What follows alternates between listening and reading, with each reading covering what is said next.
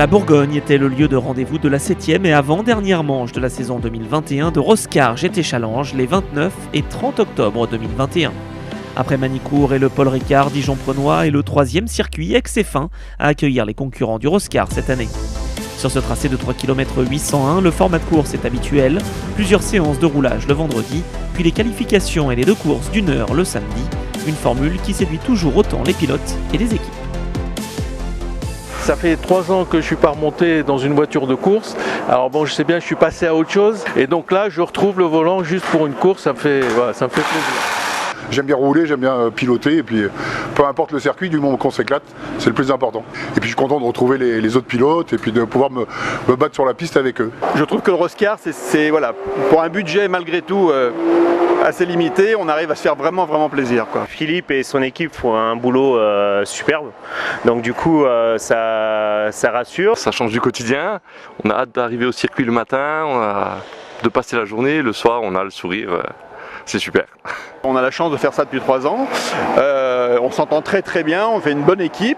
Alors il y a des rythmes différents bien évidemment, parce que Frédéric était un pilote semi-pro il y a quelques années. Et voilà, donc moi j'essaye de me coller un peu à ces temps. Le format course, 2 fois 1 heure, et puis la journée d'essai avant où on tourne 2 heures, ça nous permet de nous mettre tout de suite dans le bain et puis de bien progresser sur le long de l'année. Je suis pas habitué à des journées comme ça où on peut rouler sur 4, 5, 6 séances, donc sur des séances qui sont un peu plus courtes, mais comme on roule plusieurs fois, on monte plusieurs fois dans la voiture et c'est toujours agréable. On avait besoin de ces deux éléments-là, à la fois les essais et la course aussi, donc ça nous convient parfaitement. Il y a des très bons pilotes, des très beaux teams, et on a la chance de pouvoir adhérer, on va dire, à cette communauté. Ça fait partie de mon choix pour cette première course, pour me tenter pour la saison prochaine, de partir avec 911 Impact, parce qu'ils ont l'expérience, je les connais depuis longtemps, c'est grâce à eux que j'ai pu acquérir la voiture. Je suis avec Racivity qui est une team relativement très professionnelle, on va dire. Là, sur cette épreuve-là, ils sont quand même, c'est une grande performance parce qu'ils font rouler une voiture en GT3, M6 GT3, plus des Porsche, plus nous, donc ça fait 4 voitures différentes dans des catégories différentes, et tout ça, ça roule et ça marche. Donc c'est une performance technique et d'organisation assez exceptionnelle que je tiens à relever. Demain, il y a une météorologie un peu compliquée, mais bon, on verra. Écoute, il faut s'adapter à tout climat. En effet, en ce samedi matin à Dijon, la météo est capricieuse. Le briefing revêtait donc une importance capitale afin de rappeler aux concurrents les différentes règles de sécurité et de bienséance en piste. Outre l'épais brouillard présent jusqu'en fin de matinée, la pluie automnale est tombée sans discontinuer. Les équipes du Roscar GT Challenge dirigées par Philippe Naniche et Christian Rossi ont donc dû modifier le planning afin de garantir la bonne tenue de cette épreuve. À conditions exceptionnelles, qualification exceptionnelle, 15 minutes au lieu des 30 habituelles, où les figures plus ou moins maîtrisées ont été nombreuses. La pole position au scratch et en R1 revenait à la Ferrari numéro 5 de l'équipe CMR. En R2, Georges Canas hissait sa Porsche de l'équipe 911 Impact au premier rang. Meilleur temps en R4 pour la BMW M2 de Grammatico Drouet.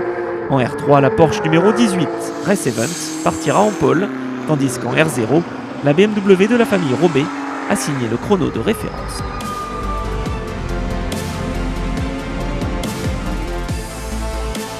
Après des qualifications compliquées, les pilotes sont prêts à s'affronter lors de cette première course du week-end, toujours sur une piste très humide.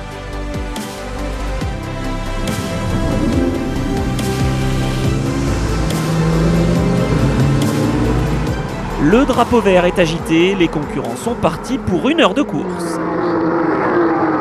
Si la Ferrari numéro 5 d'Alexis Berthet conservait les commandes au départ, la Porsche numéro 10 de Jos Janssen, vainqueur de la dernière course en date au Mans, trouvait l'ouverture en bout de ligne droite. Janssen leader devant Berthet, Ancel, Panlou, Van de Vostin, Canas, premier R2, Grammatico, Paulette, Charbonneau, leader en R3, Thiel, Régaud de Sèvres, Bessières, Robé, Roche et Rias. Voici le classement de cette course. Vous l'avez vu, les conditions sont toujours très piégeuses. Les pilotes doivent se méfier pour ne pas partir à la faute. Le leader du championnat Yann Panlou à bord de la Porsche numéro 7 a du mal à trouver l'adhérence en ce début de course. Il voit Karl Van de Vostin revenir sur lui puis le dépasser à la sortie de la courbe de Poisse.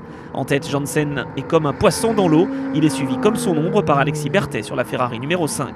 Pour la troisième position, la lutte fait rage entre les Porsche numéro 33 et 35 de Frédéric Ancel et Carl Van de Vostin. Double duel sur la piste bourguignonne puisque Berthet revient sur Janssen avant de prendre l'avantage au 8e tour. Le top 5 est donc le suivant, Berthet devant Janssen, Van de Vostin, Ancel et Panlou. En R2, Georges Canas mène devant Damien Roche et Jérôme Thiel qui effectue sa première course en Roscar. Malheureusement, dans ces conditions d'adhérence précaires, il est facile de se faire piéger. Sortie de piste successive au même endroit pour la Porsche numéro 40 de Frédéric Bessières ainsi que pour la BMW M6 GT3 numéro 14 de Franck Robet. La voiture de sécurité entre en piste tandis que les concurrents profitent de l'ouverture de la fenêtre d'arrêt lors de cette neutralisation pour effectuer le traditionnel changement de pilote. Vous le savez, un temps minimal d'1 minute 50 est à respecter pour une question d'équité. Attention à ne pas être trop pressé pour ressortir de la voie des stands. Damien Roche passe le relais à Julien Poncelet à bord de la Porsche numéro 22, deuxième en R2. Carl Van de Vostin laisse sa place à Michel Mitieuse dans la Porsche numéro 35, tandis que la relance est effectuée au tour numéro 16.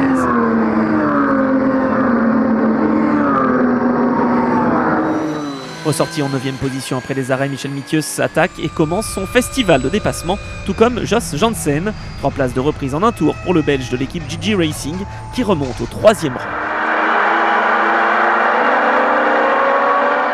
Sur la Porsche numéro 35, Mitieuse met des bouchées doubles pour revenir sur les hommes de tête.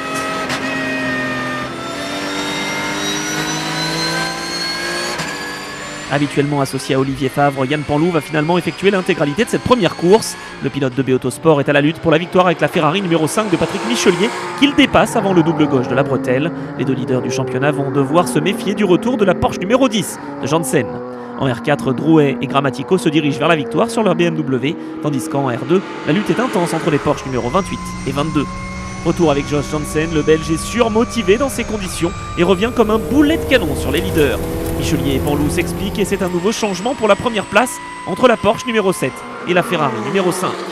Malheureusement, cette lutte ne sera pas arbitrée par Michel Mitieuse qui doit repasser par la voie des stands pour effectuer un stop and go de 2 secondes, son temps d'arrêt ayant été de seulement 1 minute 48 contre les 1 minute 50 réglementaires. Tout est à refaire pour le plus fidèle participant au Roscar puisqu'il était déjà présent pour la première en 2003. Belle attaque pendant ce temps de Julien Poncelet qui se défait de Pascal Gibon pour le gain de la 7e place. Charbonneau et Incorvaya sont eux larges leaders en R3 devant Régis Rigaud de Seb.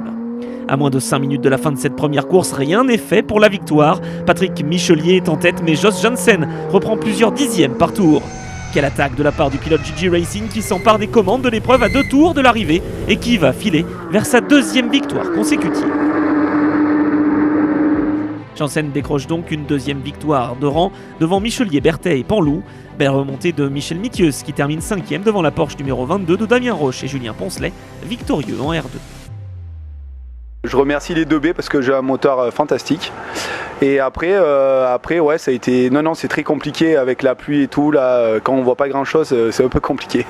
Je me voyais un petit peu plus mal que ça à l'arrivée et effectivement on a réussi à remonter 6e. Les conditions étaient vraiment pas faciles en termes de visibilité déjà et puis les rigoles d'eau ici parce qu'il y a beaucoup de dénivelé donc c'est vrai qu'il y a des grosses zones en fait où ça patine très fort. On était un petit peu usé en plus en pneumatique, on n'était pas parti en pneu neuf. Finalement la remontée n'était pas si mal que ça donc on va être mieux en course 2 puisqu'on va partir moins loin.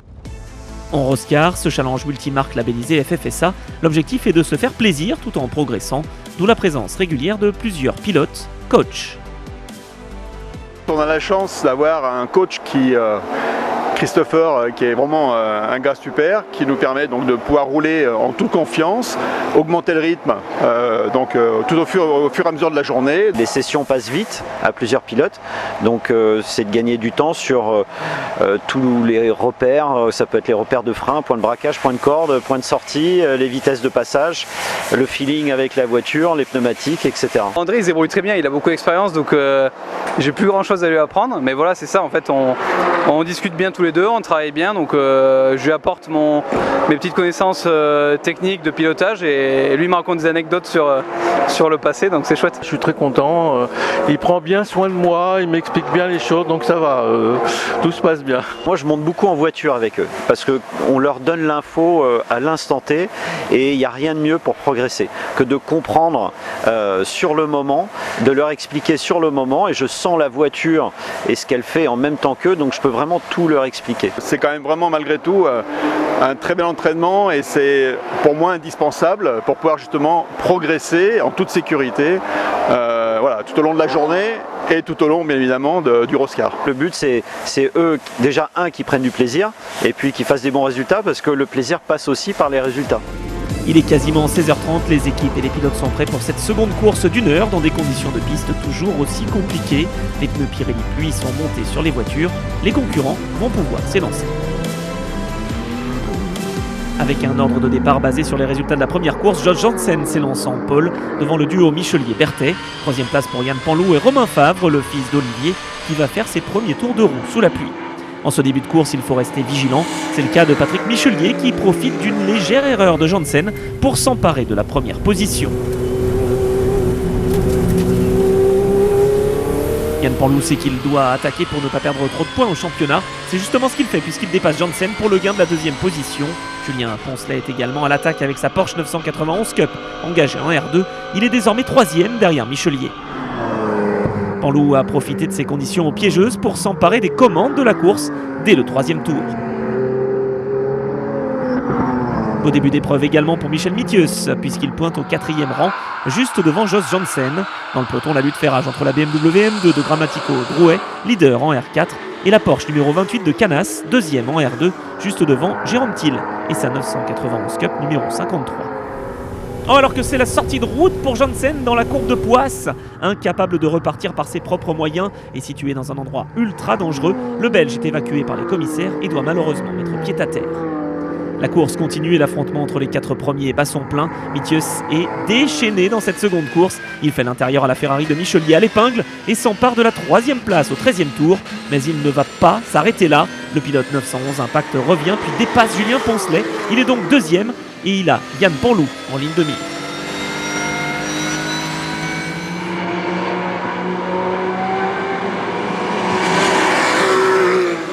En 3 tours seulement, Michel Mithius est passé de la 4e position à la première.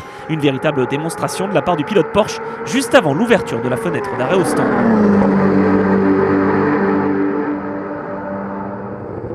La Ferrari numéro 5 est la première à s'engouffrer dans la voie des stands, suivie de la Porsche numéro 7, puis du reste des concurrents. Un tour plus tard, les leaders sont également au stand. Carl Van de Vostin succède à Michel Mithius au volant de la Porsche numéro 35. 4e en ressortant des stands, Julien Poncelet est dans les roues de son adversaire Georges Canas et s'empare rapidement de la première place en R2. Frappé par un stop and go dans la première course, Mithius et Van de Vostin sont en position idéale pour décrocher la victoire. Mais attention au retour éclair d'Alexis Berthet sur la Ferrari numéro 5. S'ensuit un duel intense pendant plus de 10 tours entre les deux leaders qui se conclut par une deuxième victoire cette saison pour la Porsche numéro 35 de l'équipe 911 Impact.